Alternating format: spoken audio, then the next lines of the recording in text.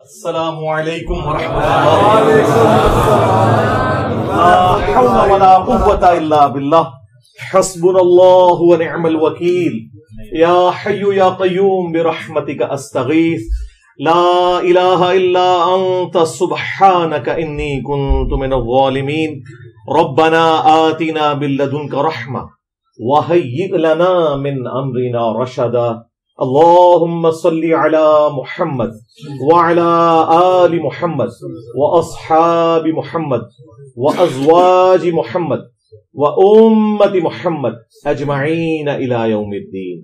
الحمد لله رب العالمين والصلاة والسلام على سيد الأنبياء والمرسلين وعلى آله وأصحابه أجمعين إلى يوم الدين. الحمدللہ آج 26 نومبر 2023 کو سنڈے کے دن ہمارا یہ پبلک سیشن نمبر 122 ہوگا. آپ کے یہ ریئل ٹائم سوالات پرچیوں کی شکل میں میرے پاس آ چکے ہیں، انہیں انشاءاللہ میں بعد میں ڈسکس کروں گا. پہلے کچھ کرنٹ افیئرز جو ہیں وہ پینڈنگ ہیں، پچھلے ویک کے بھی اور اس سے پچھلے ویک میں بھی ایک دو ایشوز تھے، میں انہیں ڈسکس کر لوں. ان میں 3 کریٹیکل ایشوز ہیں جن کو میں انشاءاللہ کرنٹ افیئر کے طور پر ڈسکس کروں گا. نمبر 1، جو لاہور ڈیفنس کے اندر ایک 17 سالہ نوجوان اوباش قسم کا امیر فیملی کا پلا ہوا، اس نے 6 لوگوں کو قتل کیا گاڑی کی ٹکر مار کے جان بوجھ کے. نمبر 2، پچھلے ویک کے اندر آرمی چیف نے علماء کرام کے ساتھ ایک میٹنگ کی، اس کے کیا احوال ہیں جو پاکستان سے متعلق ہیں یا ہمارے اس پلیٹ فارم کے اعتبار سے امپورٹنٹ ہیں، ان کو ڈسکس کرنا، وہ میں ڈسکس کروں گا. اور نمبر 3، اس ویک کے اندر یہ ایک خاص پولیٹیکل جماعت کے لیڈر کے خلاف جو ایک بے حیائی پہ مبنی ایک کمپین چلائی جا رہی ہے، انشاءاللہ میں اس کے اوپر بھی ورڈکٹ دوں گا اسلام کے پوائنٹ آف ویو سے کہ اس طریقے سے معاملات کو لے کے چلنا اسلام کی روح سے کتنا بڑا جرم ہے. اللہ کا نام لے کے شروع کرتے ہیں. پہلا جو کریٹیکل ایشو ہے وہ ایک 17 سال کا نوجوان لاہور ڈیفنس میں جو فیمیلز کو چھیڑنے کے اعتبار سے بھی ملوث تھا. مختلف چیزیں اس کی سامنے آئی ہیں. ظاہر ہے جب پیسہ آتا ہے تو اس کے ساتھ یہ چیزیں جڑی ہوئی ہوتی ہیں جب تک کہ اچھی تربیت نہ ہو. تو اس کی کوئی تلخ کلامی ہوئی کسی کے ساتھ، پھر وہ اس کو گاڑی میں چیز کرتا رہا، اور جیسے ہی وہ گاڑی ایسی جگہ پہ آئی اس نے دوسری طرف سے لا کے آلموسٹ کوئی 110 تو یہ کلیم کر رہے ہیں لیکن بعض لوگ کہہ رہے ہیں وہ 150 تک سپیڈ تھی، وہ جا کے اس میں ٹکرا دی اس نے گاڑی، جس کی وجہ سے 6 لوگ ایک ہی فیملی کے موقع پر شہید ہو گئے. اللہ تعالیٰ ان کی مغفرت کرے اور یہ جو تکلیف انہوں نے کاٹی ہے اس کے عوض ان کے گناہوں کو معاف فرمائے، ان کے لواحقین کو صبر دے اور اس صبر کے اوپر اجر عظیم عطا فرمائے، آمین. تو شروع میں تو اس کیس کو دبانے کی کوشش کی گئی کیونکہ وہ ایک امیر فیملی سے تعلق رکھتا تھا. بہرحال الٹیمیٹلی جو چیز سامنے آئی وہ یہی تھی کہ یہ جان بوجھ کے اس نے سب کچھ کیا اور 6 لوگوں کی جان لے لی. ایک ہی خاندان کے وہ سارے لوگ تھے. اس بیچارے کی تو فیملی ختم ہو گئی، اس کی بیوی اس میں شہید ہو گئی، اس کا داماد بھی، اس کا بیٹا بھی اور اس کی بہو بھی، اور چھوٹی اس کی پوتی یا نواسی وہ بھی ساتھ شہید ہوئی. تو اس واقعے نے پوری قوم کو ہلا کے رکھ دیا، اور اس کے بعد سے آپ دیکھ رہے ہیں کہ کس طریقے سے کریک ڈاؤن شروع ہوا ہے. پنجاب کے اندر تو جو آئی جی پنجاب ہے ڈاکٹر عثمان صاحب، وہ ماشاءاللہ پہلے ہی کافی ایفیشینٹ تھے، اور یہ ایک موقع ان کو ملا، اس کی وجہ سے انہوں نے پھر سختی کی کہ جن لوگوں کے لائسنس نہیں بنے ہوئے وہ لائسنس بنوائیں، اور جو یہ چھوٹے بچے اس قسم کے موٹر بائک لے کر ویلنگ کرتے پھر رہے ہیں یا کار کے اندر ریسیں لگاتے پھر رہے ہیں، ان سب کے چلان کیے گئے. اس میں کچھ ایشو ہے جو ہم ان کے سامنے انشاءاللہ رکھ دیں گے اسی اپنی گزارشات کے اندر چیف جسٹس کے سامنے. خصوصاً آج کل جو نوجوانوں کے اندر ماں باپ کی عدم تربیت کی وجہ سے، غلط تربیت تو کوئی نہیں کرتا لیکن تربیت نہ کرنا بھی ایک طرح سے آپ پروموٹ کر رہے ہیں اس طرح کے لوگوں کو کہ وہ اپنی جان کو تو جوکھوں میں ڈالتے ہیں، دوسروں کی لائف بھی ونریبل کر دیتے ہیں.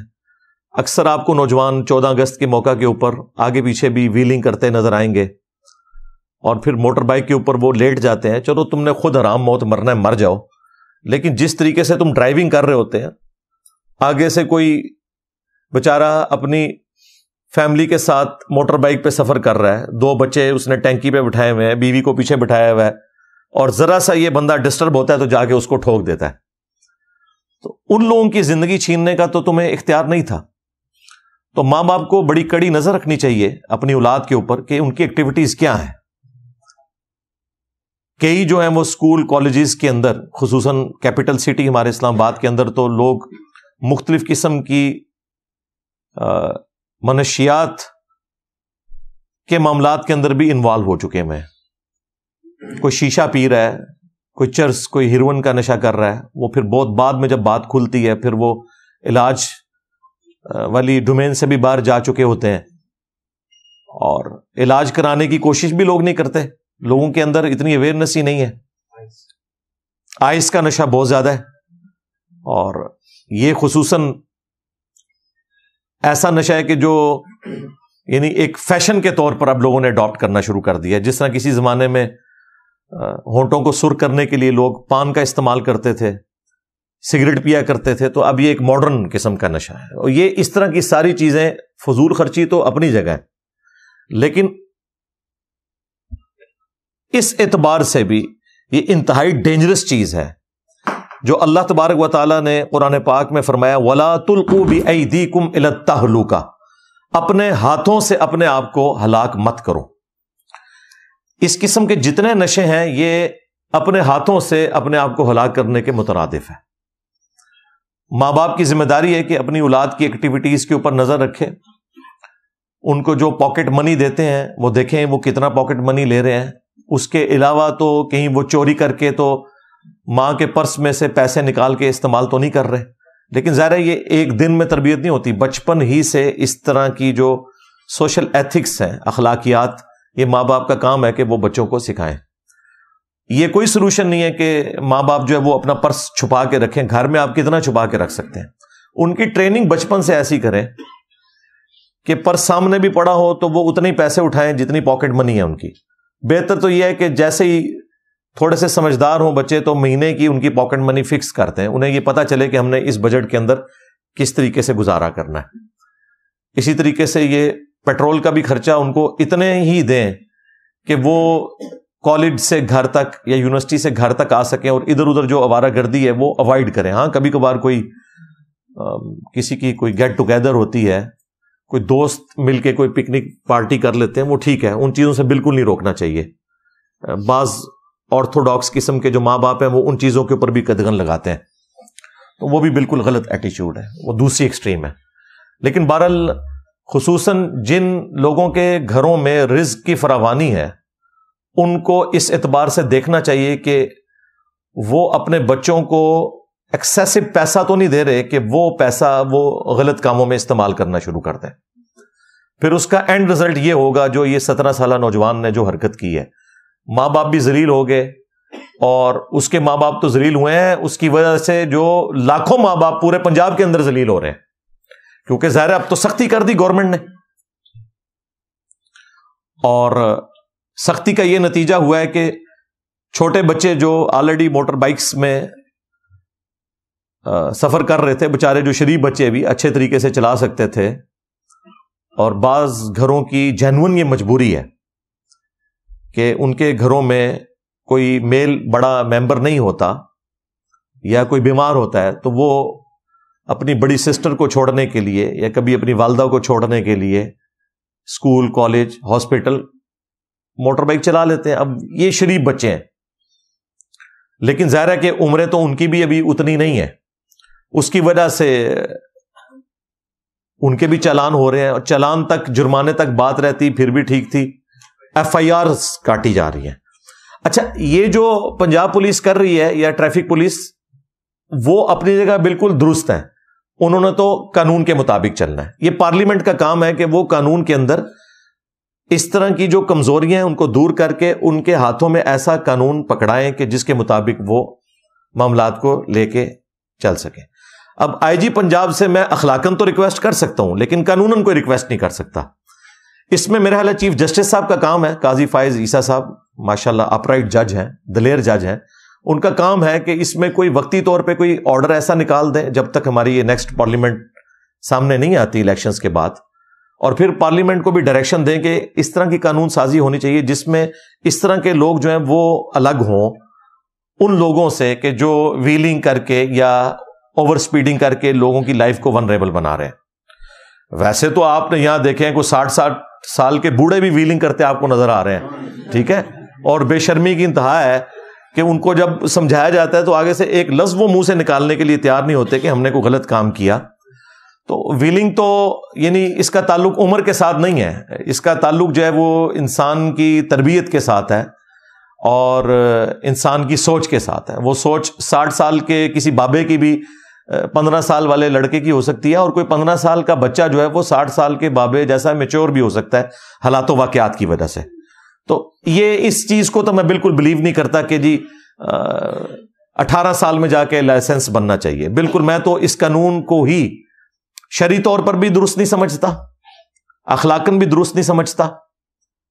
اور اگر آپ ڈیٹا اکٹھا کریں سائنٹیفکلی اور اسٹیٹسٹکس اکٹھی کریں تو آپ کو اندازہ ہوگا کہ عموماً آج کے اس ماڈرن دور کے اندر 14 سے 15 سال کا بچہ جو ہے وہ اچھے طریقے سے موٹر بائک چلا سکتا ہے اگر اس کی ٹریننگ صحیح کی جائے.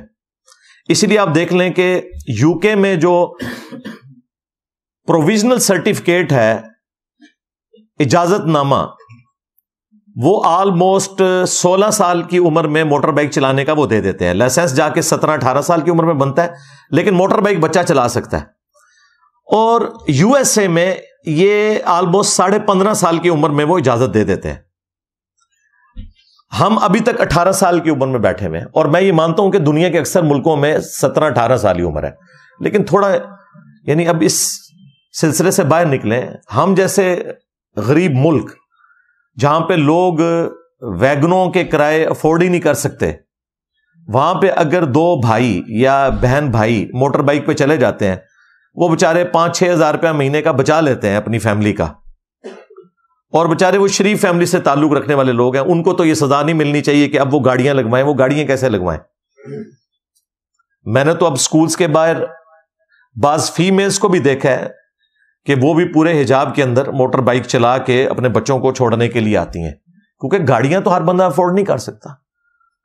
اور میں اس میں بالکل کوئی آر محسوس نہیں کروں گا کہ جو لوگ اپنی بچیوں کو تربیت دے سکتے ہیں موٹر بائک چلانے کی یا کار کی ڈرائیونگ کی, ان کو دینی چاہیے.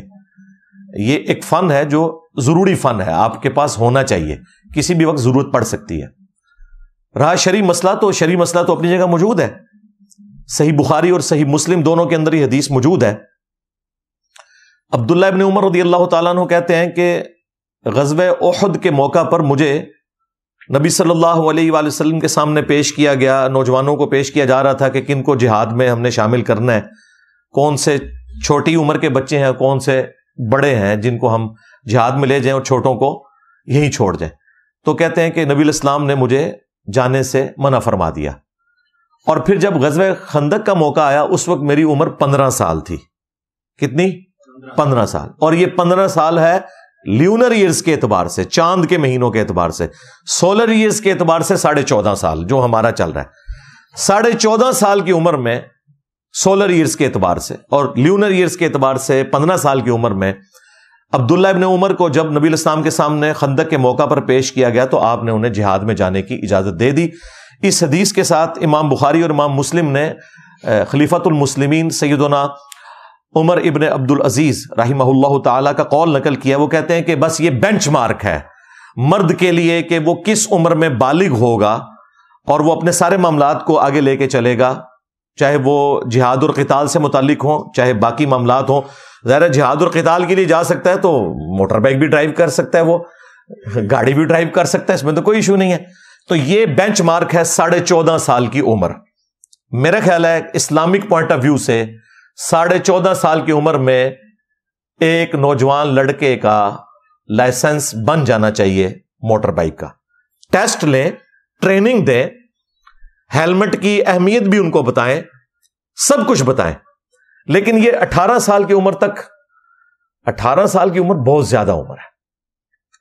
آپ نے شناختی کارڈ بنانا ہے, ٹھیک ہے 18 سال کی عمر میں بنائیں, آپ کی مرضی. ووٹ والا معاملہ کرنا ہے, وہ تو 40 سال کے بابوں کو بھی ڈیموکریسی ابھی تک کلیئر نہیں ہوئی. ہمارے 70 سال کے بابوں کو بھی جب نکالے جانے کے بعد ڈیموکریسی سمجھ آ رہی ہے.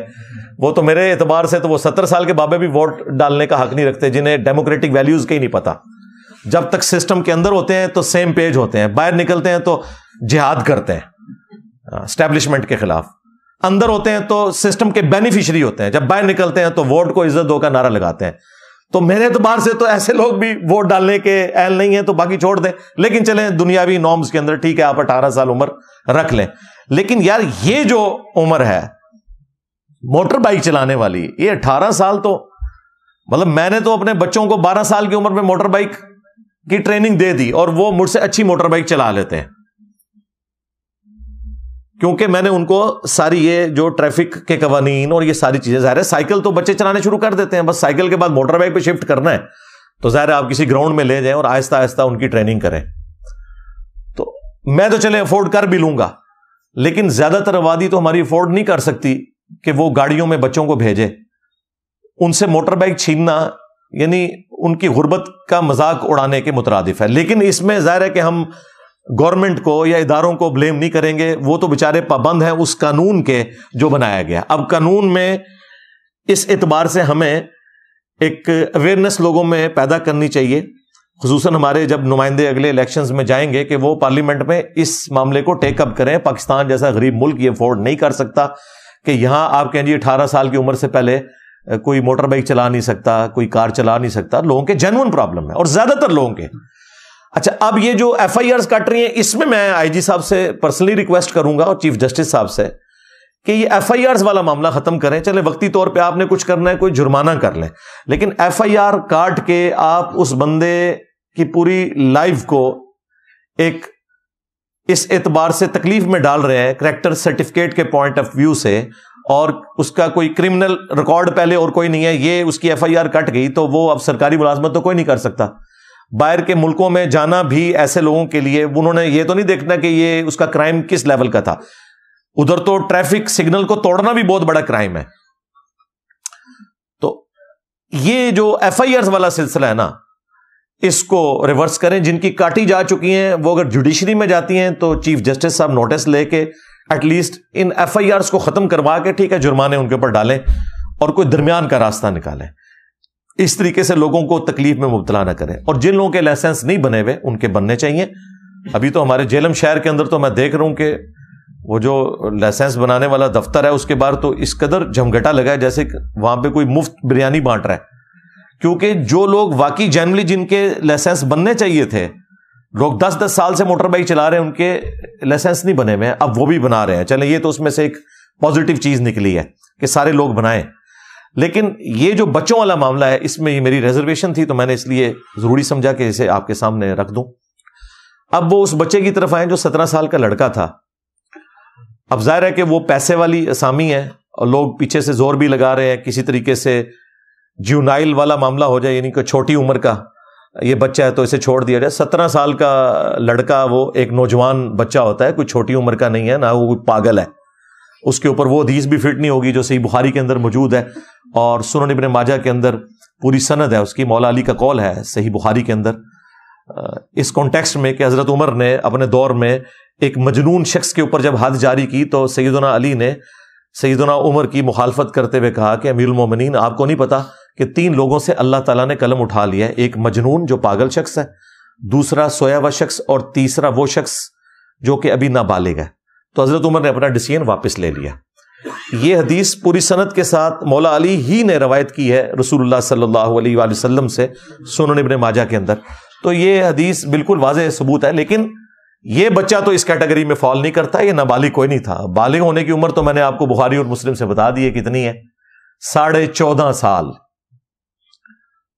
اور یہ ہر اعتبار سے بالغ, اس سے پہلے بھی بچے بالغ ہو جاتے ہیں 13 سال کی عمر میں. جیسے ہی علامات بلوغت میں سے کوئی چیز پائی گئی, غیر ضروری بالوں کا اگنا یا نائٹ فال ہونا یا بچیوں کو مینسز آنا، یہ تمام کی تمام چیزیں بالغ ہونے کی نشاندہی ہے. البتہ ایکٹیولی جو بالغ ہونے والا معاملہ ہے کہ کوئی میدان جنگ میں جا سکے یا وہ ڈرائیونگ کے لیے آ سکے، تو وہ اصل وہی حدیث ہے بخاری اور مسلم کی عبداللہ ابن عمر والی، کہ انہیں جب احد کے موقع پر پیش کیا گیا تو نبی علیہ السلام نے جہاد کی اجازت نہیں دی، اور جب خندق کے موقع پر پیش کیا گیا تو اس وقت وہ کہتے ہیں میری عمر 15 سال تھی. اور امام بخاری امام مسلم نے اس کے نیچے عمر بن عبدالعزیز امیر المومنین کا فتویٰ نقل کیا کہ بس یہ بینچ مارک ہے اب نوجوان لڑکوں کے اعتبار سے. تو اس اعتبار سے بھی دیکھا جائے تو وہ بچہ بالغ ہے، بالکل اس اعتبار سے چھوٹ نہیں سکتا وہ. اسی لیے آئی جی صاحب نے اسپیشلی اس کیس کو ایک ایگزامپل سیٹ کرنے کے لیے خود اس میں ایڈ کروائی ہے دفعہ 302 کی، یعنی قتل والی. پہلے تو ایک جنرل انہوں نے ایکسیڈنٹ والا معاملہ کیا ہوا تھا، اور دفعات بھی سخت اس میں ڈلوائی ہیں تاکہ یہ کیس اپنے منطقی انجام تک پہنچ سکے. اب پولیس نے تو اپنے حصے کا کام کر دیا ہے، اب جوڈیشری کا کام ہے کہ اس طرح کے لوگوں کو ایگزامپل بنائے تاکہ باقی لوگوں کی جانیں بھی محفوظ ہو سکیں، ورنہ یہ سلسلہ اسی طریقے سے چلتا رہے گا. اور یہ جو بدماش قسم کے لوگ ہیں غریبوں کا استحصال اسی طریقے سے کرتے رہیں گے. غریبوں کا کیا، امیروں کا بھی کریں گے، یہ ایک دوسرے کو بھی ماریں گے. یہ اس طریقے سے اگر سارے معاملات کرنے کے بعد کوئی شخص شواہد ناکافی ہونے کی بنا پر چھوٹ جائے اس ماڈرن دور کے اندر، جبکہ سی سی ٹی وی کیمرے کے اندر بھی وہ ساری ریکارڈنگ آ چکی ہے کہ جان بوجھ کے اس نے پوری سیدھ لے کے آ کے اسے ٹھوکا ہے، وہ وہاں پہ اس کو ٹھوکنا بنتا ہی نہیں تھا. یعنی ایکسیڈنٹ تو چلیں کوئی ہیڈ آن کولیژن ہو جائے تو بندہ کہتا ہے سامنے سے آ رہا تھا، یہ تو بالکل 90 ڈگری آ کے وہ بیچارے اس طرح جا رہے ہیں سائڈ سے آ کے اس طریقے سے ان کے اوپر گاڑی چڑھا دی. اتنا بڑا ظلم کیا ان لوگوں نے. تو ہمارے میڈیا کا بھی کام ہے کہ اس خبر کو زندہ رکھیں. ابھی تک تو زندہ رکھا ہے، کچھ دنوں بعد پھر آ جاتا ہے کہ اب جوڈیشل ہو گیا، اب یہ ہو رہا ہے، اور اس معاملے کو منطقی انجام تک پہنچائیں. یہ ایک ایگزامپل سیٹ ہوگی، باقی لوگوں کے لیے ڈیٹرنس ہو جائے گی، ورنہ یہ معاملات اس طریقے سے چلتے رہیں گے. باقی اس حوالے سے جتنی میں نے گزارشات رکھنی تھی وہ رکھ دی. اب آ جائیں اس دوسرے کریٹیکل ایشو کی طرف. وہ ہے ہمارے جو آرمی چیف نے آلموسٹ 2 ویک پہلے علماء کرام کے ساتھ ایک میٹنگ کی GHQ میں، جس میں انہیں ایک بڑا اچھا سا ناشتہ پیش کیا گیا، اور اس کے بعد ان کو وہ اس ہال میں لے گئے جہاں پہ آرمی چیف نے ان سے کریٹیکل گفتگو کرنی تھی. میں سمجھ رہا تھا کوئی یہ مذہبی جو منافرت اور اسی طریقے سے جو دہشت گرد تنظیمیں خصوصاً مذہب کی بنیاد کے اوپر جو توہین مذہب کا الزام لگاتی ہیں، ان کے اعتبار سے کوئی ڈسکشن ہو رہی ہوگی، لیکن اس کو بہت تھوڑا وہاں پہ ٹچ کیا گیا. 95% جو وہ میٹنگ ہوئی وہ ہوئی طالبان کے ایشو سے متعلق، جو افغانیوں کو یہاں سے نکالا جا رہا ہے. اچھا، اب میرے پاس سورس ظاہر ہے، میں نے اسٹیبلشمنٹ سے تو رابطہ کرنا نہیں تھا. ایک دفعہ رابطہ کر لیا تو وہ اندھا خود پھر مجھے خبریں دیں گے، تو یہ کام تو میں نے نہیں کرنا. یہ کام عمران خان صاحب کو مبارک ہو، نواز شریف صاحب کو مبارک ہو، ہمیں معاف رکھیں. تو میں تو جو وہاں پہ ریئل ٹائم علماء موجود تھے میں نے ان کو کال کی، مختلف علماء سے میں نے گفتگو کی. ان میں سے ایک ایسے تھے جنہوں نے مکمل نوٹس بنائے ہوئے تھے. آلموسٹ 57 منٹ میری 1 گھنٹہ فون پہ ان سے بات ہوئی. انہوں نے جو میں پوائنٹ ان سے پوچھتا گیا کہ کیا اس میں یہ چیز ڈسکس ہوئی، یہ ہوئی، تو انہوں نے بتایا نہیں یہ چیز ڈسکس ہوئی. تو وہ میں نے جو مجھے زبانی یاد ہے میں وہ چیزیں جو کریٹیکل آپ کے ساتھ ڈسکس کر لوں گا. بہرحال اس میٹنگ میں جو ایک چیز بعد میں سامنے آئی سوشل میڈیا کے اوپر، ایک کہ جی آرمی چیف جو ہے وہ بلٹ پروف اسکرین کے پیچھے بیٹھ کے تو علماء سے خطاب کر رہے تھے. وہ بلٹ پروف نہیں تھی کوئی اسکرین سامنے ان کے، وہ چونکہ پیچھے پالش ہوئی بھی تھی تو وہ عکس اس لیے پیچھے پڑ رہا تھا لائٹوں کا کہ وہ پیچھے ساری پلین جگہ. خیر، وہ جن لوگوں نے یہ ساری ایک معاملات کو چلایا تھا، یعنی ہمارے جو بیچارے پی ٹی آئی کے چند نوجوان ہیں، تو پی ٹی آئی کے ہی یوٹیوبرز نے نفی کر دی کہ نہیں یہ بالکل غلط پروپیگنڈا ہو رہا ہے، ایسی کوئی بات نہیں ہوئی ہے. اسی طریقے سے یہ بھی مشہور کیا جی پاکستان جو ہے وہ اسرائیل کو اسلحہ دے رہا ہے. وہ کوئی گل کرنے والی کرو، ٹھیک ہے؟ تو آڈے کو F-16 بھی پورا کوئی نہیں تے اونا کو F-35 16 دوڑی 32 تے جمع 3 35 این جڑ دا جہاز رن وے تے بھی نہیں نسدا. ایسے وہ بالکل ہیلی کاپٹر کی طرح اڑتا ہے وہ. تو اسرائیل نے ہم سے لینا ہے. اللہ سے ڈر جائیں یار, کوئی بات کرنے والی کریں. یہ تو بالکل اس طریقے سے ہے کہ کوئی بزرگ بابوں کا ماننے والا قرآن و سنت کا حوالہ پیش کرتے, ان کا کیا لینا دینا قرآن و سنت کے ساتھ بھائی. تو اسرائیل نے ہم سے اسلحہ لینا ہے بھائی, جو دنیا کو اسلحہ دے رہے ہیں, ٹھیک ہے, انڈیا جیسا ڈیولپڈ ملک ان سے اسلحہ لیتا ہے, ٹھیک ہے, تو وہ تو ان کو ہمارے اسلحے کی ضرورت نہیں ہے. یہ ان خوابوں کی دنیا سے باہر نکلے, وہ بہت آگے ہم سے ٹیکنالوجی کے اندر. تو یہ ایک پروپیگنڈا کیا گیا مختلف سائٹس کے اوپر. انڈیا نے بھی اس پروپیگنڈے کو گود میں لیا, اور اس طریقے سے پھر یہاں تو آپ کو پتہ ہے آلموسٹ اس وقت ساری سیاسی جماعتیں کچھ ظاہراً اور کچھ باطناً اسٹیبلشمنٹ کی کمزوریاں ڈھونڈ رہی ہیں, اور کوئی بھی بات ان کو ملتی ہے نا تو وہ چڑھ دوڑتے ہیں. تو یہ دو باتیں اس حوالے سے بالکل غلط تھی, میں نے وہ کلیئر کر دی. باقی وہاں پہ 95% ڈسکشن ہوئی اس ٹاپک پہ جو افغانیوں کو نکالا جا رہا ہے. ظاہر ہے کہ مسلمان ہونے کے ناطے ہماری ہمدردیاں دوسرے مسلمان بھائیوں کے ساتھ جڑی ہوئی ہیں, اور ہمارے ملک کی جو صورتحال ہے اکانومی کی, اس کی وجہ سے اس طرح کا ڈیسیژن گورنمنٹ کو لینا پڑ رہا ہے. ورنہ تو ہماری تو کبھی خواہش نہیں ہے, ہم تو چاہتے ہیں کہ دنیا میں جہاں کہیں کوئی مظلوم مسلمان ہے وہ پاکستان میں آ جائیں. کاش ہماری اکانومی اتنی مضبوط ہو کہ ہم انہیں سپورٹ کر سکیں, اور جس طرح نبی صلی اللہ علیہ وآلہ وسلم نے ایک مہاجر اور ایک انصار کو بھائی بھائی بنا دیا تھا, مواخات کے اندر باندھ دیا تھا, ہم بھی برما کے مسلمانوں کو, اسی طریقے سے فلسطین کے مسلمانوں کو, افغانستان کے مسلمانوں کو, باقی جو بھی کس پرسی کی زندگی گزار رہے ہیں انہیں سپورٹ کر سکتے. کاش ایسا ہوتا. اب یہ مسئلہ زیادہ اس لیے گرم ہوا کہ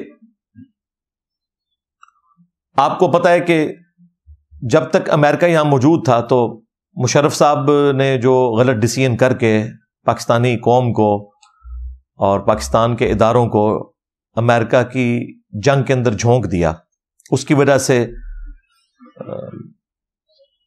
افغان عوام خواہ ادھر رہتی ہو یا وہاں رہتی ہو, وہ پاکستان سے نفرت کرتی ہے. پاکستانیوں سے نہیں, پاکستان کی پالیسیز سے. اور ظاہر ہے کہ ہم بھی ان کی جگہ ہوتے ہیں تو یہ نیچرل ہے.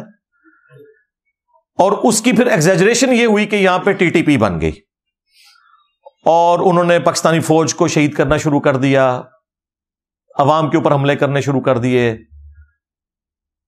اور پولیس کے اوپر حملے کرنے شروع کر دیے, جس کے اگینسٹ پھر ضرب عضب اور رد الفساد اور یہ سارے آپ کو پتہ ہے آپریشنز ہوئے. جب افغانستان سے امریکہ چلا گیا 15 اگست 2021 کو آفیشلی اناؤنسمنٹ ہوئی ان کی, تو پاکستان یہ امید کر رہا تھا کہ ٹی ٹی پی جو ہے ان کو ٹی ٹی اے یعنی تحریک طالبان افغانستان کنٹرول کرے گی, ایٹ لیسٹ پاکستان کے اندر اب وہ کارروائیاں چھوڑ دیں.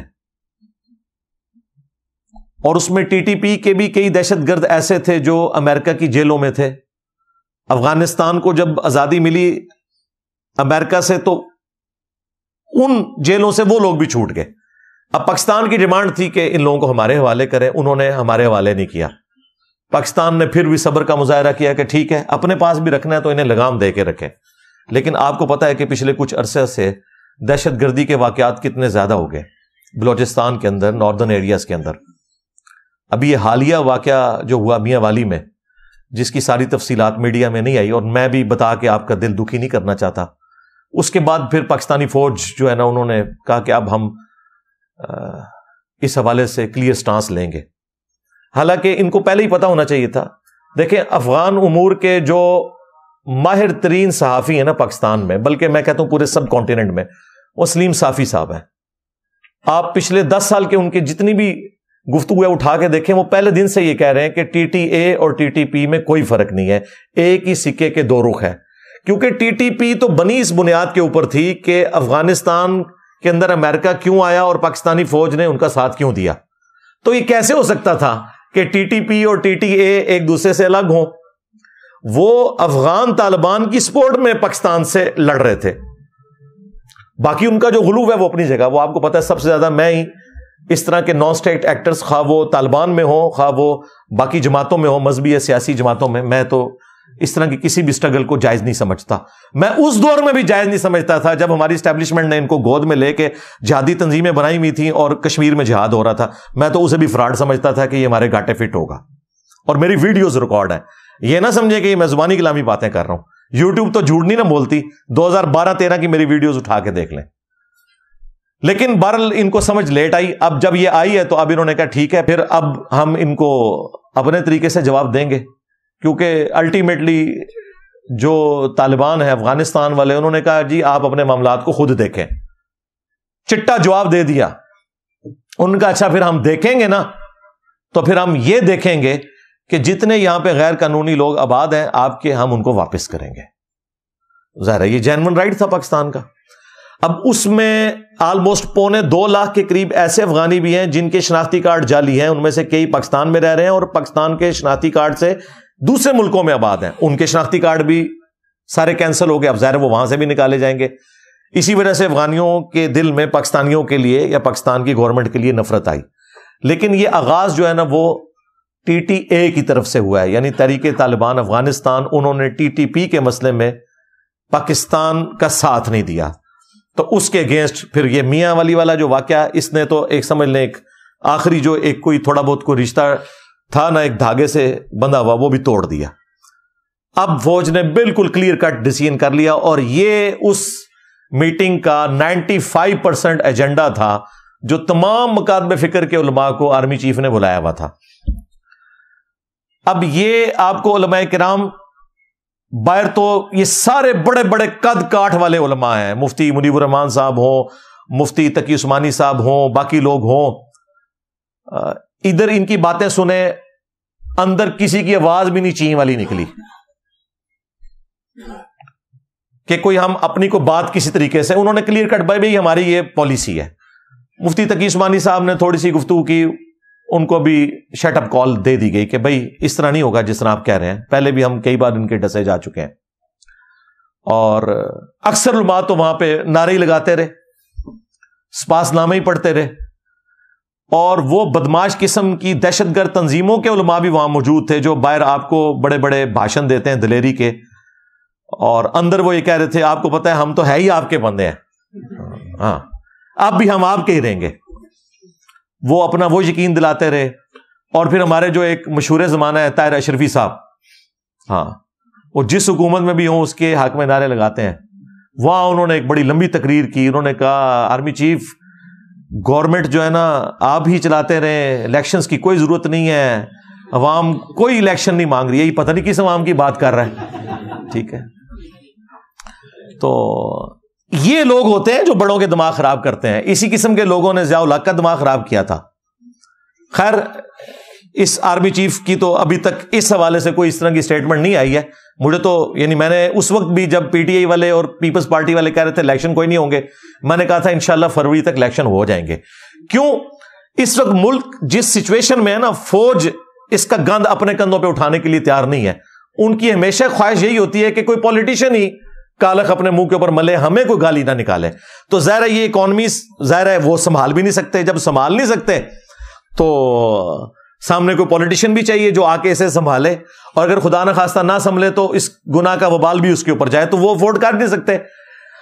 اس وقت ضیاء الحق نے اس لیے افورڈ کر لیا تھا کہ اس وقت امریکہ کا ایک مشن تھا رشیا کے خلاف, اور امریکہ نے کہا تھا کہ بھئی ہم آپ کو اتنا پیسہ دیں گے کہ آپ تو اتنا کما ہی نہیں سکتے. اس لیے لوگ اکثر کہتے ہیں نا ڈکٹیٹرز کے دور کے اندر ملک بڑا خوشحال تھا, مشرف کے دور کے اندر بھی اور ضیاء الحق کے دور کے اندر بھی, اس لیے کہ آپ لوگ کرائے کے قاتل تھے. ہاں تو خوشحال ہی ہونا تھا.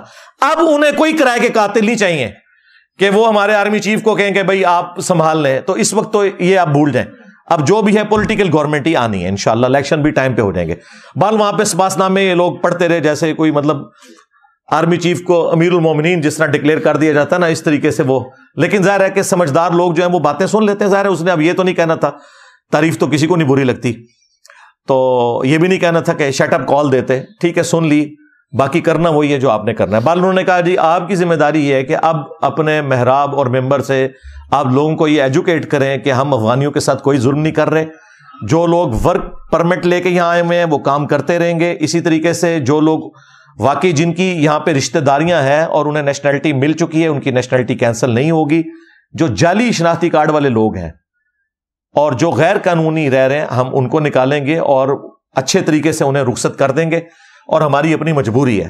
حالانکہ میں سمجھتا ہوں وہ بیچارے وہاں جا کے ذلیل و خوار ہی ہوں گے, کیونکہ 60% تو وہاں پہ پہاڑ ہیں افغانستان میں, اکانومی ان کی بھی اتنی مضبوط نہیں ہے, زیادہ تر چوری کے پیسے کے اوپر چل رہی ہے.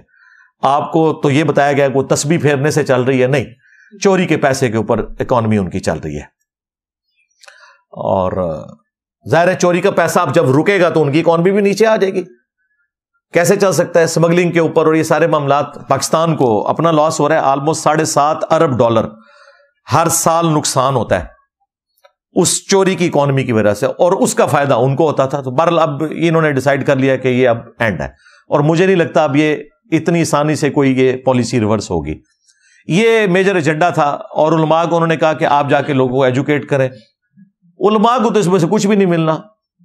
تو میں نے انہی علماء میں سے کچھ علماء سے جب پوچھا, انہوں نے کہا ہمارا دماغ خراب ہے کہ ہم جا کے محراب اور ممبر سے یہ باتیں کریں, اور کسی نے بھی نہیں کرنی. ظاہر ہے کہ جو میجر لوگ بیٹھے ہوئے ہیں بیچ میں وہ تو دیوبندی فرقے کے لوگ ہیں, وہ کب بھی افغانیوں کے بارے میں یہ بات کریں گے؟ وہ خود طالبان کے بینیفیشری ہیں اور طالبان ان کے بینیفیشری ہیں, وہ بھی نہیں بات کریں گے. بریلوی کہنے کے بالکل ٹھیک ہو رہا ہے نا دیوبندیاں نال, ٹھیک ہے. اور شیعہ تو بےچارے ویسے ہی ضیاء الحق کے سنی شیعہ وار کے ڈسے ہوئے ہیں, ان کو تو اسٹیبلشمنٹ سے ویسے ہی کوئی ہمدردی نہیں ہوتی اس اعتبار سے, کیونکہ وکٹم رہے ہیں اس اسٹیبلشمنٹ کے جس میں شیعہ کا قتل عام ہوا ضیاء الحق کے دور کے اندر. اور اہل حدیث تو بےچارے ویسے ہی, وہ تو ساڑھے تو بھی تھوڑے نے, انہوں نے تو ورتھ ہی کوئی نہیں. تو یہ اینڈ رزلٹ اس کا یہ تھا جی. باقی آخری 5 منٹ تسی بھی دند کٹ رہو, تہاڈی بھی گل ہوئی ہے اتنے. آخری 5 آپ سمجھ لیں پرسنٹ جو گفتگو تھی نا, وہ سیاسی جماعتیں جو فوج کے خلاف سوشل میڈیا کے اوپر ایکٹیو ہیں, ہاں, جو کی بورڈ واریئرز ہیں, ان کے بارے میں ان کا بالکل کلیئر کا سٹانس ہے کہ کسی کو نہیں چھوڑیں گے, اور وہ آپ کو نظر بھی آ رہا ہے. اور دیکھیں میں اپنے اسٹوڈنٹس کو, چونکہ ہمارے اسٹوڈنٹس میں تو زیادہ تر بےچارے وہ بچے بچونگڑے ہی ہیں نا, ان کی عمریں بھی اتنی نہیں, وہ بےچارے اتنے میچور بھی نہیں ہیں. میں یہ سمجھا رہا تھا جب سے خان صاحب نکلے تھے کہ یار آپ نے بڑی احتیاط سے چلنا ہے. اگر اس وقت اس احتیاط کو فالو کیا ہوتا تو 9 مئی کا واقعہ نہ ہوتا. 9 مئی کا جو واقعہ ہے یہ فیسیلیٹیٹ ضرور ہوا ہے نہ نظر آنے والی قوتوں کی جانب سے, لیکن کرنے والے لوگ جو یوز ہوئے ہیں نا, وہ نظر آنے والے لوگ ہیں. وہ اپنی جان اب نہیں چھڑا سکتے, بلکہ ان لوگوں کی وجہ سے جیو فینسنگ میں بےچارے عام عوام بھی آ گئے ہیں, اور وہ 10,000 سے زیادہ لوگ اس وقت جیلوں میں سڑ رہے ہیں, ان کے کیس بھی لگانے کے لیے کوئی تیار ہو رہا. میں نے تو پولیس کے سینئر آفیسر سے بھی بات کیا, انہوں نے کہا انجینئر صاحب بات یہ ہے کہ وڈیاں نو غصہ ہی اتنا ہے کہ کریے, ٹھنڈا ہو لین دو. چند ایک لوگ چلے, کوئی جن کے پاس پیسہ تھا وہ پاکستان کا جو ایک سسٹم کی خرابی ہے اس کی وجہ سے چھوٹ گئے. زیادہ تر تو بیچارے وکیلوں کی فیس بھی نہیں دے سکتے, بے قصور لوگ ہیں اندر. تو میں اس پلیٹ فارم سے پہلے بھی آرمی چیف سے بھی ریکویسٹ کی تھی, اور چیف جسٹس سے بھی, پرائم منسٹر صاحب سے بھی, باقی لوگوں سے بھی ریکویسٹ کروں گا کہ خدا کے لیے جو بیچارے معصوم بچے اس میں جیلوں کے اندر ہیں ان کو فوراً سے پہلے شناخت پریڈ کر کے رہا کریں, جو صرف بیچارے جیو فینسنگ میں آئے تھے. جو کوئی پروٹیسٹ کے اندر انوالو ہے, میں تو ان کے بارے میں بھی نرم گوشہ رکھتا ہوں کہ ان کے معاملے میں بھی نرمی کا رویہ اختیار کرنا چاہیے. اس کی وجہ یہ ہے کہ اگر ان کے ماسٹر مائنڈ اس زمانے کی اسٹیبلشمنٹ آج تک اسی طریقے سے دندناتے پھر رہے ہیں وہ لوگ, تو یار ان بچوں کو بھی چھوڑ دیں. مالی نقصان کی اگر بات کریں تو میرا خیال ہے مشرف نے جتنا مالی نقصان پہنچایا ہے اس قوم کو, تو کیا اب ہم فوج سے نفرت کرنا شروع کر دیں اس کی بنیاد کے اوپر؟ تو اگر وہ چند ایک لوگوں کی وجہ سے مالی نقصان ہوا ہے تو درگزر کریں یار. یہ کام نہ کریں کہ فوج اور پاکستان کی عوام آمنے سامنے آئے. اس کا الٹیمیٹلی نقصان فوج کو ہونا ہے اور پھر پاکستان کو بھی. تو اس لیے میں کہتا ہوں ان کے معاملے میں نرم رویہ ہے. یہ تو یعنی میرا موقف ہے. ہاں جو یہ بدماش قسم کے ہارڈ لائنر ہیں جن کے بارے میں یہ بھی, وہ جو عادل راجہ, وہ خبیث بھگوڑا, خاموش مجاہدین, جھوٹا انسان, جس نے میرے بارے میں بھی ٹرینڈ چلایا کہ اس کو ISI والوں نے بھرتی کیا ہے. دیکھ لو لگی بدوا انہوں بھی میری, ایک نو بدوا لگ رہی ہے. اس نو 14 سال دی قید ہو گئی ہے. وہ اب پاکستان نہیں آ سکتا. ٹھیک ہے نا, جھوٹا انسان. یعنی وہ جھوٹی خبریں دیتا تھا, کیونکہ مجھے اپنے بارے میں تو پتا ہے نا کہ میرے ساتھ تو کوئی ایسا معاملہ نہیں ہے. تو میرے بارے میں اس نے کلیم کیا. ٹھیک ہے. دوسرا, ہم وہ بار بار ریکویسٹ کر رہے تھے اپنے بھائی کے بارے میں, چلے وہ بھائی صاحب کو بھی اب انہوں نے کور کمانڈر کوئٹہ کے عہدے سے فارغ کر کے یونیورسٹی میں پڑھنے لکھنے کے لیے ڈال دیا, وہ بھی ایڈریس ہو گیا. لیکن جو اصل دو بندے ہیں ریٹائر ہو کے باہر بیٹھے ہوئے ہیں, ٹھیک ہے, پاکستانی عوام کا منہ چڑھا رہے ہیں, ان کے بارے میں بھی کوئی فیصلہ ہونا چاہیے. اور اگر ان کے بارے میں فیصلہ نہیں ہوتا تو بیچارے جو یہ سیاسی لوگ ہیں ان کو چھوڑ دیا جائے. یہ انہوں نے کوئی بندوق تو نہیں اٹھائی ہوئی ہے, زیادہ سے زیادہ کوئی کسی نے کوئی حرکت کی ہے تو کوئی مالی نقصان کر لیا ہوگا, لیکن جانی نقصان تو کسی نے نہیں کیا. تو یہ نفرتیں ختم ہونی چاہیے, سیدھی سی بات ہے. بہرحال اس وقت تو اسٹیبلشمنٹ غصے میں ہے, اور ظاہر ہے انہوں نے تو اپنا 9/11 ڈکلیئر کر دیا ہوا ہے 9 مئی کو, اور ظاہر واقعہ بھی بہت بڑا تھا. خان صاحب سے بھی شروع میں تو غلطی ہوئی نا, انہوں نے اڑتا تیر بغل میں لے کے کہا کہ جی مجھے پکڑیں گے پھر یہ تو ہوگا. بھائی یہ کہنے کی کیا ضرورت ہے, یہ آپ نے اپنے منہ سے ایک ایسی بات نکال دی. بعد میں بے شک آپ کنڈیم کر رہے ہیں, لیکن وہ شروع میں جو مسئلہ مس ہینڈل ہوا ہے وہ انہوں نے پکڑا ہوا ہے کہ جی یہ دیکھ لیں اس کے پیچھے یہی ہے. تو اس میں کچھ ان سے بھی مس ہینڈلنگ ہوئی ہے, لیکن الٹیمیٹلی میرے خیال ہے پاکستانی فوج کو پاکستان کی عوام کی فوج ہونا چاہیے, کسی سیاسی جماعت کی فوج نہیں ہونا چاہیے.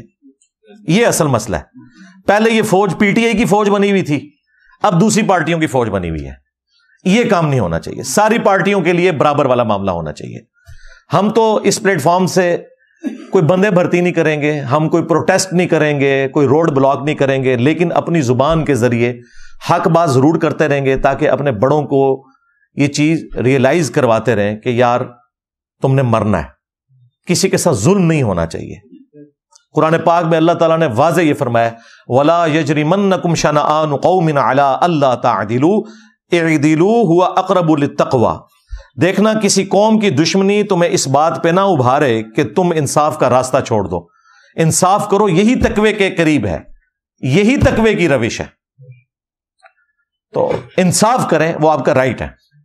اور اگر آپ انصاف نہیں کر سکتے, طاقتور سے آپ درگزر کا معاملہ کرتے ہیں, تو کمزوروں کے ساتھ زیادہ درگزر کا معاملہ کریں, ورنہ مر کے اللہ کے حضور تو پیش ہونا ہے. صحیح بخاری اور صحیح مسلم دونوں کے اندر حدیث موجود ہے. اللہ کے محبوب صلی اللہ علیہ وآلہ وسلم نے فرمایا, تم میں سے ہر شخص نگہبان ہے اور اس سے اس کی رعیت کے بارے میں پوچھا جائے گا. پھر نبی علیہ السلام نے ایک ایک چیز گنوائی کہ ایک حکمران اپنی رعایا کے اوپر نگہبان ہے, اس سے اس کے بارے میں پوچھا جائے گا. ایک خاوند اپنی بیوی اور بچوں کے اوپر نگہبان ہے, اس سے اس کے بارے میں پوچھا جائے گا. ایک بیوی اپنے خاوند کے مال اور اولاد کے اوپر نگہبان ہے, اس سے اس کے بارے میں پوچھا جائے گا. اور حکمرانوں کے بارے میں تو اتنی اسٹانشنگ حدیث ہے بخاری اور مسلم دونوں میں. نبی صلی اللہ علیہ وآلہ وسلم نے فرمایا کہ سب سے برا گڈریا اگر کوئی ہو سکتا ہے نا, تو وہ ہے جو حکمران ہو اور انصاف نہ کرے. ایسا شخص جنت کی خوشبو بھی نہیں پائے گا جو حکمران تھا اور اس نے انصاف نہیں کیا. جنت میں جانا تو دور کی بات, خوشبو بھی نہیں پائے گا.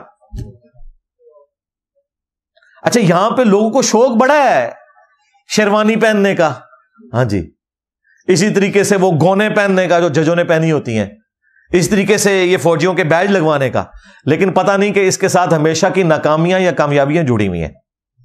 اگر انصاف کیا تو وہ بخاری مسلم میں حدیث ہے, 7 لوگوں کو اللہ کے عرش کا سایہ نصیب ہوگا قیامت کے دن, جس دن کوئی اور سایہ نہیں ہوگا. ان میں پہلا شخص وہ ہے جو عادل حکمران ہوگا, عدل کرنے والا. یہ جج جو ہے نا دنیا میں, یہ اللہ کی کرسی پہ بیٹھے ہوئے, اگر انصاف کریں گے سب سے پہلے یہ لوگ جنت میں جانے والے ہیں. اور اگر یہ ناانصافی کریں گے تو ان کو اللہ کے عذاب سے بچانے والا کوئی نہیں ہے. یعنی جو بھی ڈومیننٹ پوسٹ ہے, خواہ وہ جج ہوں, جرنیل ہوں, پرائم منسٹر ہوں, سب سے بڑھ کر تو پرائم منسٹر چونکہ وہ عوامی نمائندہ ہے, وہ سب سے پہلے اکاؤنٹیبل ہے. اسی لیے تو دیکھیں سیدنا عمر نے خالد ابن ولید کو آرمی چیف کے عہدے سے اتار دیا تھا, کیونکہ وہ بعض اوقات امیر المومنین کی انسٹرکشنز کا انتظار کیے بغیر اگلی ایکٹیویٹی پرفارم کرتے تھے. حضرت عمر نے کہا کہ نہیں, جو بھی تم ایکٹیویٹی پرفارم کرتے ہو الٹیمیٹلی میں اللہ کے حضور پکڑا جاؤں گا. تمہاری کسی ایکٹیویٹی جو غلط بھی ہو جائے میں اللہ کو کیا جواب دوں گا. ان کا ڈیسیژن بالکل اپنی جگہ درست تھا. اور پھر انہوں نے یہ بھی کہا کہ دیکھو اب تو یہ شام کی سرزمین فتح ہو چکی ہے, اب ہمیں کوئی فوجی گورنر نہیں وہاں چاہیے. دیکھ لیں حضرت عمر بھی کتنے ڈیموکریٹک تھے, وہ کہتے تھے فوجی نہیں حکومت چلا سکتے, ہاں انہوں نے کہا ابو عبیدہ ابن جرح کو بھیجوں گا جس کی رسول اللہ کے ساتھ صحبت ہے, وہ سیاسی معاملات کو چلا سکتے ہیں, کیونکہ تم تلوار کی زبان سے بات کرو گے, تلوار سے آپ عوام کو نہیں قابو کر سکتے, اس کے لیے ڈاکٹرن کی ضرورت ہوتی ہے, سیاسی سمجھ بوجھ کی ضرورت ہوتی ہے. تو لوگوں کو تو پتہ ہی نہیں ہے کہ جی حضرت عمر نے کوئی جذباتی ڈیسیژن کیتا ہے. بالکل صحیح ڈیسیژن کیتا سی, بالکل صحیح ڈیسیژن کیا تھا انہوں نے.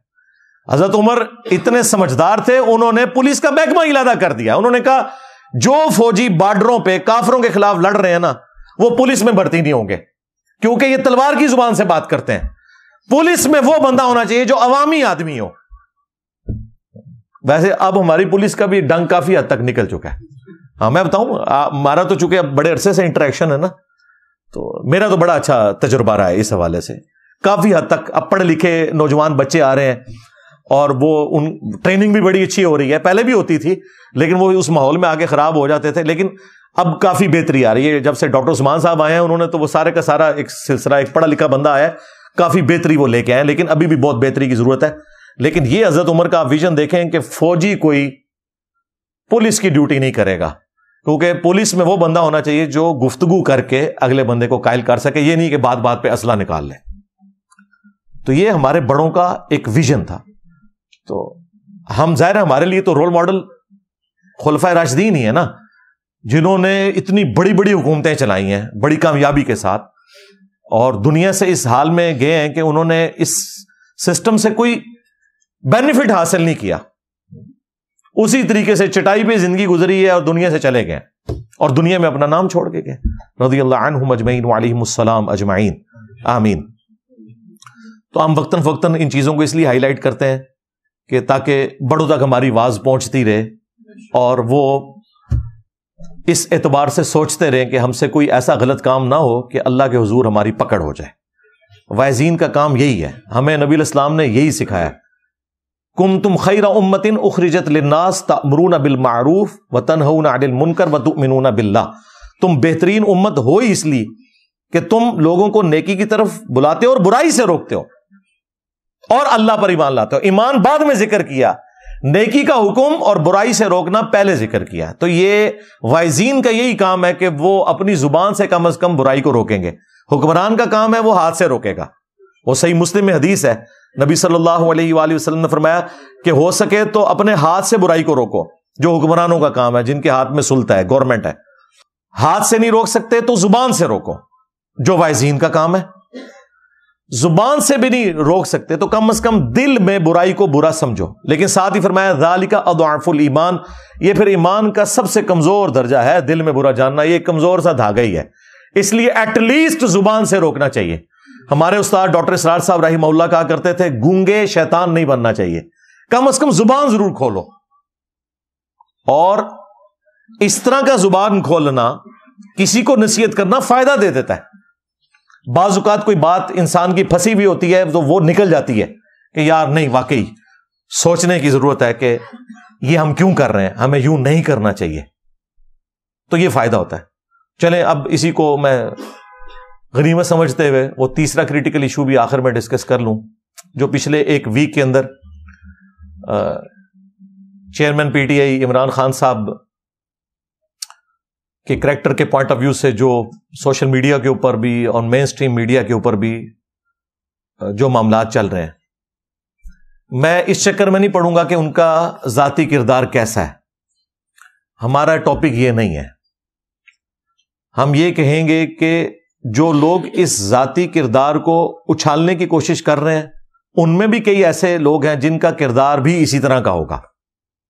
یہ ٹاپک ہی الگ ہے. بات یہ ہے کہ ہم اپنی نوجوان نسل کو اس میڈیا کے ذریعے, سوشل میڈیا کے ذریعے کیا درس دے رہے ہیں. میرے لیے جو تکلیف دہ چیز ہے نا وہ یہ ہے, اس میں وہ سورہ النور کی آیت بڑی کریٹیکل ہے, ان الذین یحبون, بے شک وہ لوگ جو کہ اس چیز کو پسند کرتے ہیں, ان تشیع الفاحشۃ فی الذین آمنوا, کہ اہل ایمان میں فحاشی پھیل جائے, لہم عذاب علیم, ان کے لیے دردناک عذاب ہے, فی الدنیا والآخرہ, دنیا کی زندگی میں بھی اور آخرت میں بھی. جو بھی بے حیائی کو پروموٹ کرتے ہیں, وہ کسی قسم کی بے حیائی ہو. یہ جو کریکٹر اسیسینیشن والا معاملہ ہے خان صاحب کے دور میں بھی ہوتا رہا, مجھے پتا ہے.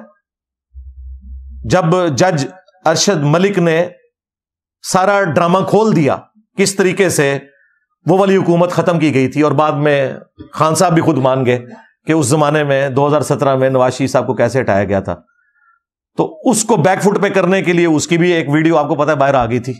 اور اس وقت بھی آپ دیکھیں, میں نے اس وقت بھی مخالفت کی تھی. یہ نہ ہو کہ یہ کہہ رہے ہوں کہ جی آج یہ مخالفت کر رہے ہیں, میں نے اس وقت کہا تھا کہ یہ آپ غلط کام کر رہے ہیں. اس زمانے میں آیا کہ مریم نواز کی بھی کچھ تصویریں یا ویڈیوز بنائی گئی ہیں اندر, خان صاحب کی بھی خیر کچھ ویڈیوز بنی ہوئی ہیں.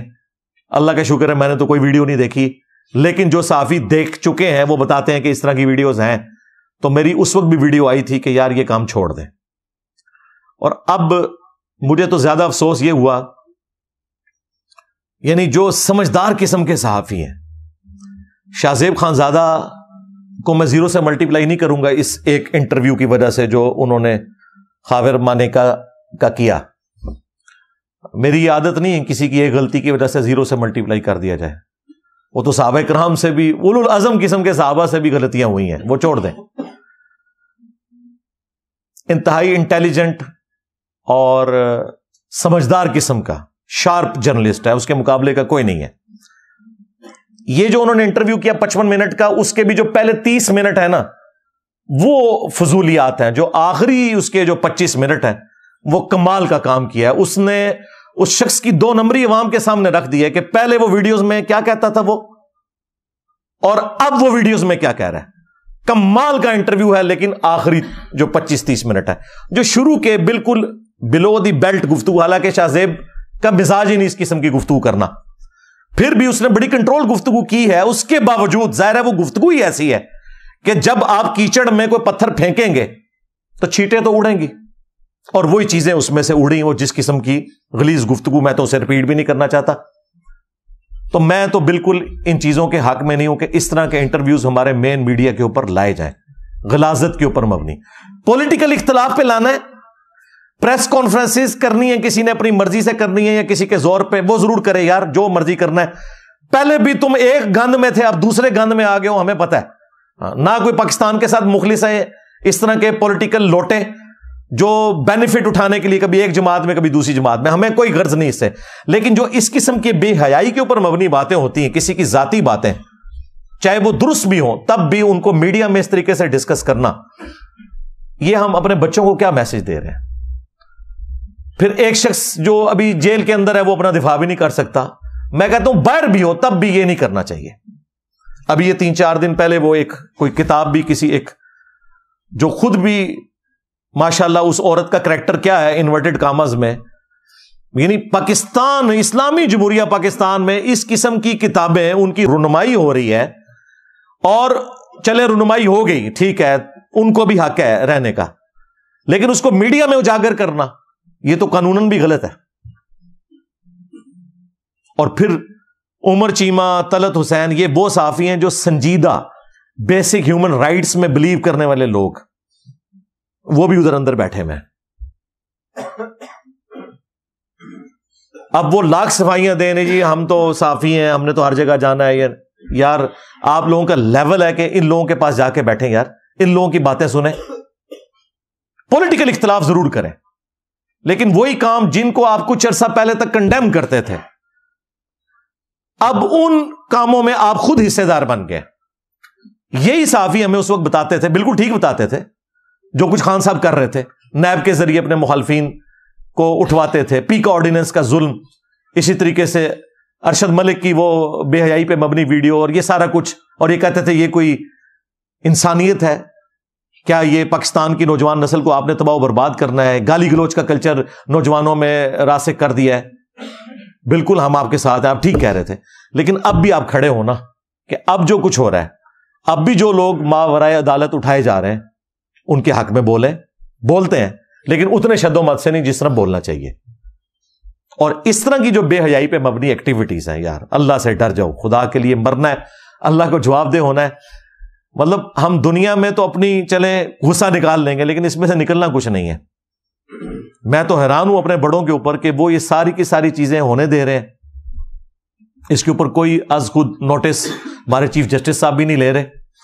جن چیزوں پہ انہوں نے آتے ہی جو کیس لگائے ہیں وہ لگنے چاہیے تھے. فیض آباد دھرنے والا بالکل قوم کو پتہ چلنا چاہیے کہ قوم کے ساتھ کیا دھوکہ ہوتا رہا. پرانی اسٹیبلشمنٹ نے جو کچھ کیا پتہ چلنا چاہیے. بہت اچھا کیا کیس لگایا. پھر الیکشن والا بھی کیس لگایا, بہت اچھا کیا. لیکن جو مسنگ پرسنز کے کیس ہیں, خواہ وہ بلوچستان کے ہوں خواہ وہ پی ٹی آئی کے ہوں. اب یہ علیحدہ بات ہے کہ جب بلوچستان کے ہوتے تھے تو پی ٹی آئی کے وہ فرنٹ مین صحافی, جن میں ہمارے وہ بھائی عمران ریاض صاحب بھی شامل ہیں, جو اس وقت اسٹیبلشمنٹ کے حق میں وی لاگز بنایا کرتے تھے کہ جی یہ کچھ نہ کچھ تو کیا ہوگا تبھی یہ لوگ اٹھائے جاتے ہیں بلوچستان کے.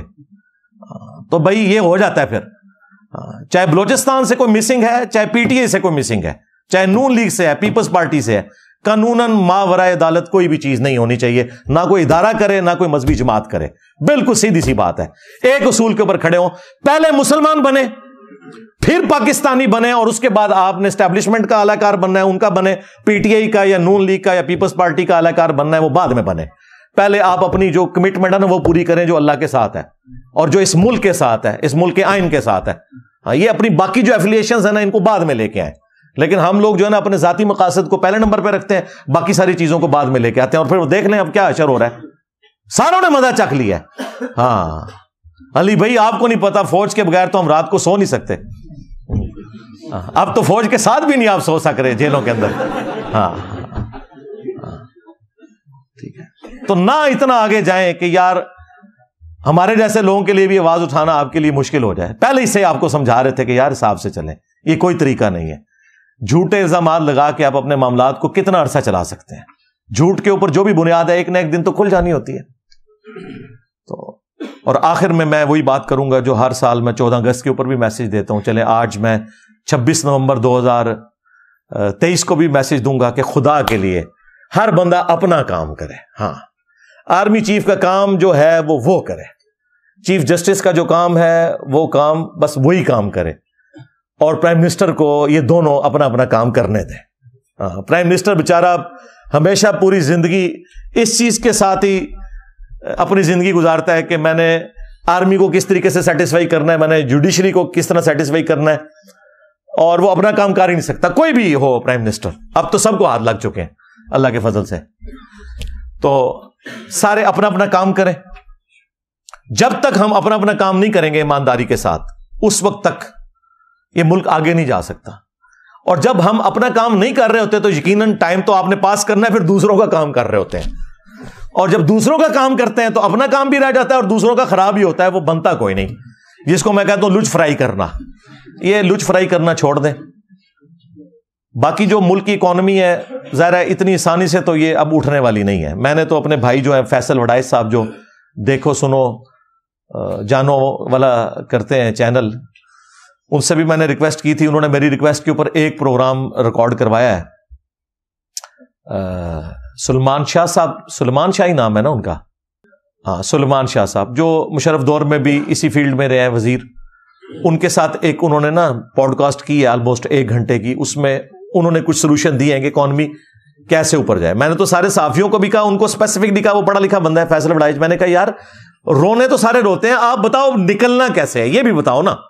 آپ دیکھیں سارے افلاطون بٹھائے ہوتے ہیں ٹی وی چینلز کے اوپر بھی کہ جی یہ خراب ہو گیا وہ. میں نے کہا نکلیں گے کیسے. تو انہوں نے کچھ سولوشنز دی ہیں, کچھ میں نے بھی سجیسٹ کیے تھے کہ سب سے پہلے تو ہماری سیکیورٹی کی جو صورتحال ہے جب تک یہ بہتر نہیں ہوتی, فارن انویسٹمنٹ یہاں نہیں آ سکتی.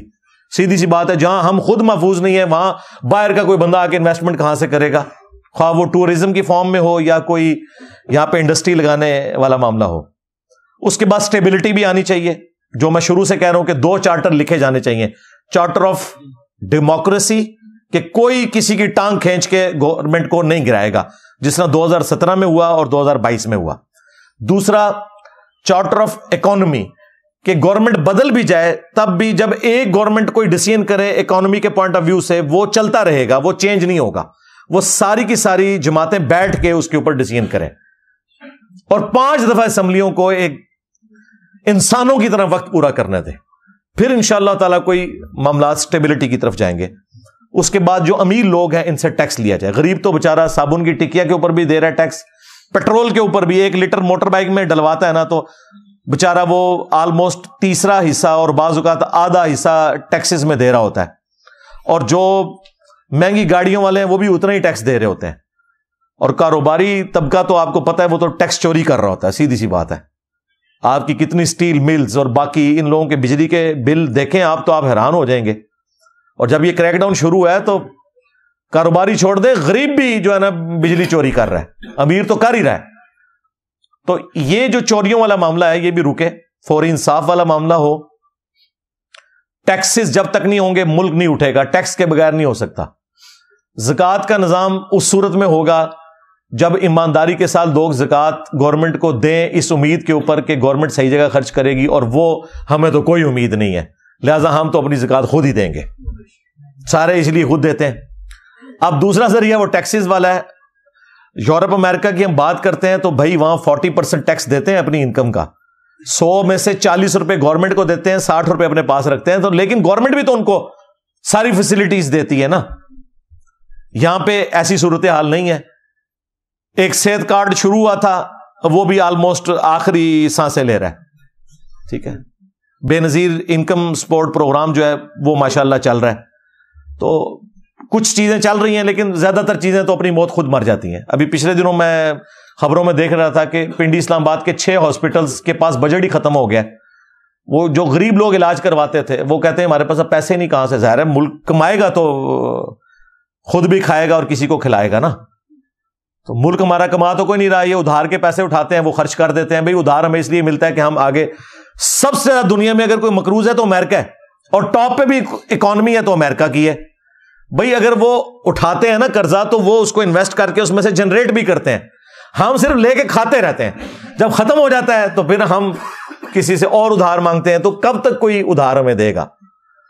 پہلے تو ہم دنیا کی ضرورت رہے ہیں کرائے کے قاتل بننے کی وجہ سے، اب دنیا کو ہماری ضرورت نہیں ہے، انہوں نے اپنے معاملات خود سیٹل کر لیے۔ آپ دیکھ لیں طالبان نے بھی اپنی صلح کر لی ہے امریکہ کے ساتھ، اور وہ کیسے اپنے عہد کے اوپر ماشاءاللہ پکے ہیں کہ فلسطین کے حق میں ایک بیان بھی نہیں دیا۔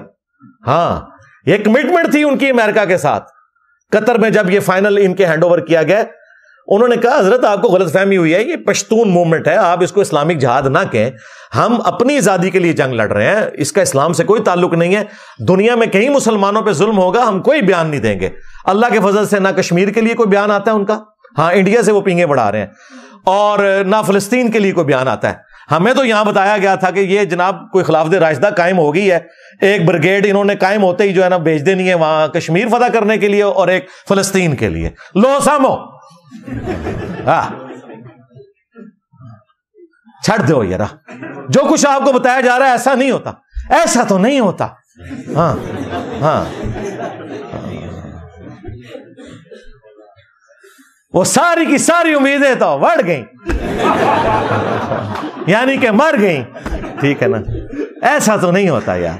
میں نے کہا چلیں آپ کو اتنی خوش گفتگو کے بعد ہنسا دیں، ٹھیک ہے جی۔ صلو علی محمد وآل محمد، اللہم صلی علی محمد وعلی آل محمد واصحاب محمد وازواج محمد وامت محمد اجمعین الی یوم الدین، آمین۔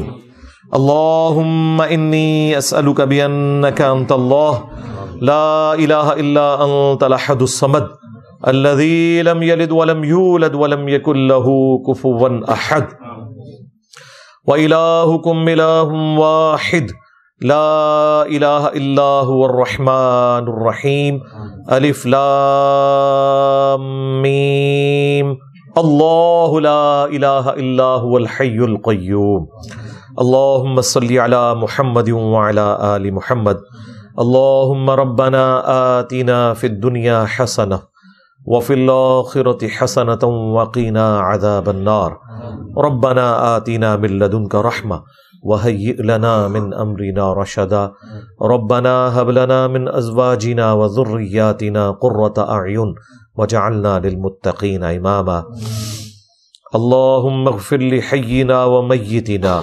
وشاهدنا وغائبنا وصغيرنا وكبيرنا وذكرنا وأنثانا اللهم من أحييته منا فأحيه على الإسلام ومن توفيته منا فتوفه على الإيمان۔ اے اللہ جن جن بھلائیوں کا سوال تیرے محبوب صلی اللہ علیہ وآلہ وسلم نے تجھ سے کیا، ہمارے حق میں، ہمارے ماں باپ کے حق میں، پوری امت کے حق میں قبول منظور فرما۔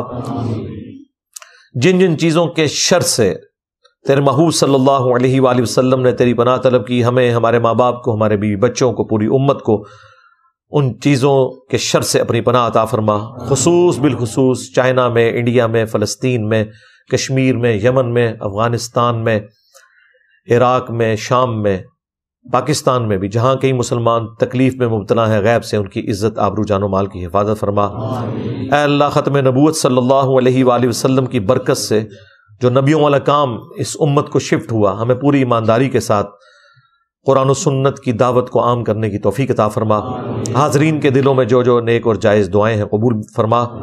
حاضرین کے جو چھوٹے بڑے رشتہ دار بیمار ہیں انہیں شفائے کلی عطا فرما، جو فوت ہو چکے ان کی مغفرت فرما۔ اے اللہ ہمیں بھی اپنی موت سے پہلے قبر و آخرت کی تیاری کرنے کی توفیق عطا فرما۔ سبحان ربک رب العزت عما یصفون وسلام علی المرسلین والحمد للہ رب العالمین۔ اے اللہ ہمارے ملک پاکستان کی خیر فرما، پورے عالم اسلام کی خیر فرما، خصوص بالخصوص فلسطین کے مسلمانوں کی خیر فرما۔ وصلی اللہ علی النبی الکریم وعلی آلہ واصحابہ اجمعین الی یوم الدین، آمین۔